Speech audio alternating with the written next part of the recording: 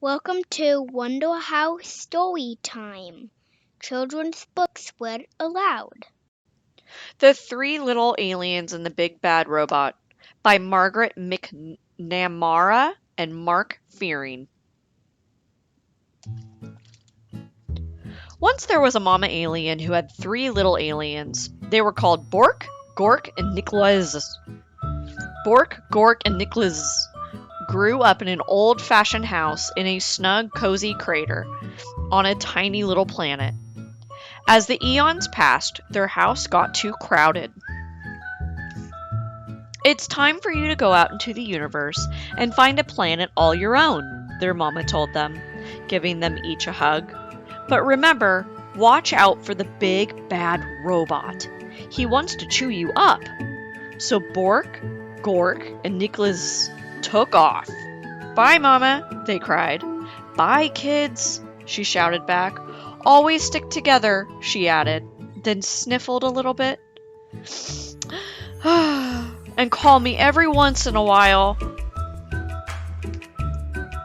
The three little aliens traveled far and fast. There's a cute planet, said Bork.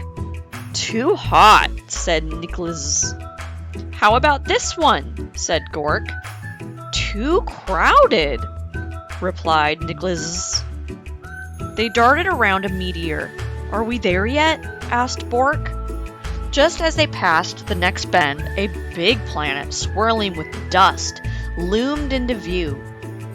Bork spotted a shiny space rover zipping around its mountains and plains. Awesome, she said. I'm going to live in that. Ma said to stick together, called Nicholas. But Bork had already zipped too far away to hear. Nicholas and Gork traveled on. Nicholas didn't like the look of the next planet either. Nowhere to breathe, he gasped. Picky, picky, Gork said. Then, just ahead, he spied a giant planet with huge golden rings around it. He jumped on the passing satellite and caught a ride on a ring. Whee! He squealed. This is what I call home. We can't live on a ring that goes around in circles, yelled Nicholas. We'll get dizzy. But Gork wasn't paying any attention. Now Nicholas was all alone. He traveled deeper and deeper into space until he spotted a massive blue planet far out in the galaxy. It had 13 moons and refreshing breezes.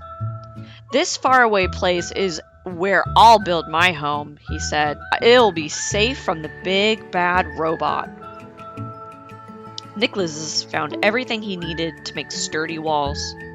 He gathered stardust to make his home bright and found solar panels to keep it warm. Then he grabbed a tall, shiny telescope.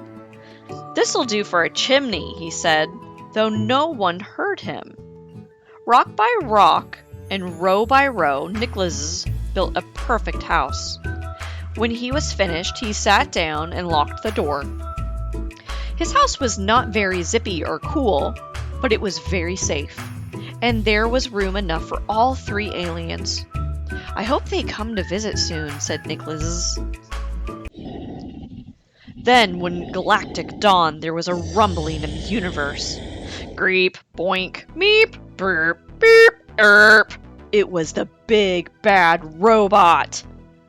Bork was so busy on her whirly red planet that she couldn't hear the robot's call.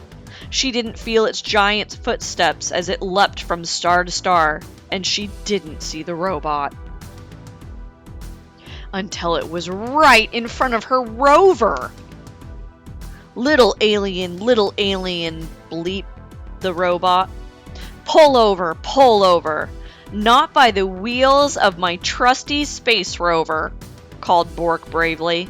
Then I'll crack and smack and whack your house down, meeped the robot.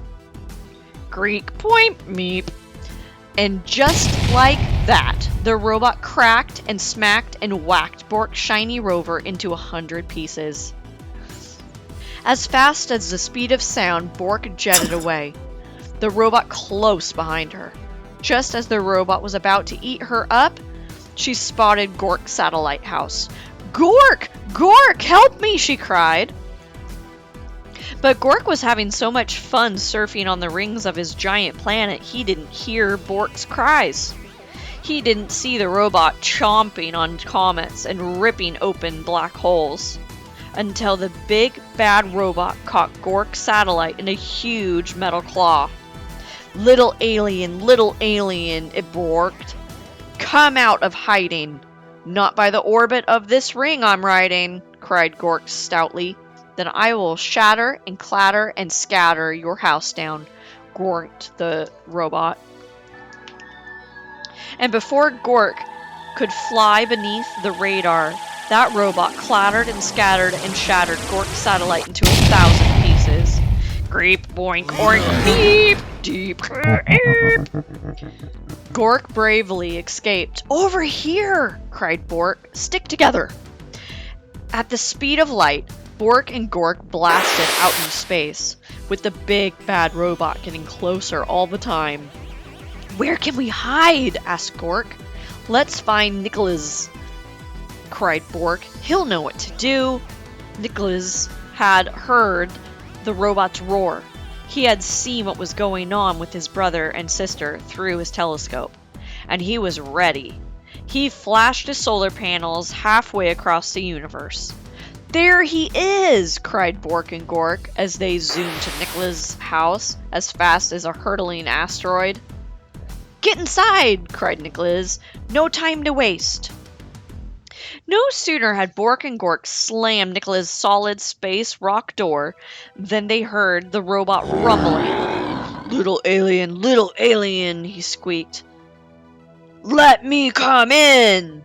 "Not by the slime on my chinny chin," cried Nicholas.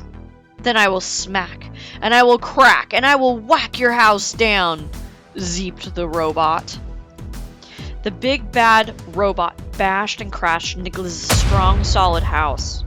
Nothing happened. Then it pounded and smashed, really hard. Not a crack. Then it loaded up its triple blaster and zapped that house but good. That house would not fall down. So the robot forced its way into the little alien's house, right down the chimney.